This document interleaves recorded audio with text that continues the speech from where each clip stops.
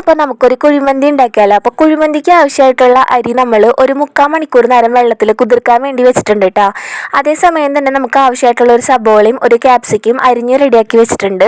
ചിക്കനിക്ക് ആവശ്യമായിട്ടുള്ള വെളുത്തുള്ളി, ഇഞ്ചി, കുരുമുളക്, അതുപോലെ ബിരിയാണി മസാലയൊക്കെ കൂടി മിക്സിയിൽ നന്നായിട്ട് അടിച്ചിട്ട് നമുക്ക് ആവശ്യമായിട്ടുള്ള ചിക്കനിക്ക് നന്നായിട്ട് തേച്ച് പിടിപ്പിച്ചിട്ടുണ്ട് കേട്ടോ. അതേസമയം തന്നെ നമ്മൾ അരിഞ്ഞ് വെച്ചിട്ടുള്ളതും ഇട്ട് കൊടുത്തിട്ടുണ്ട്.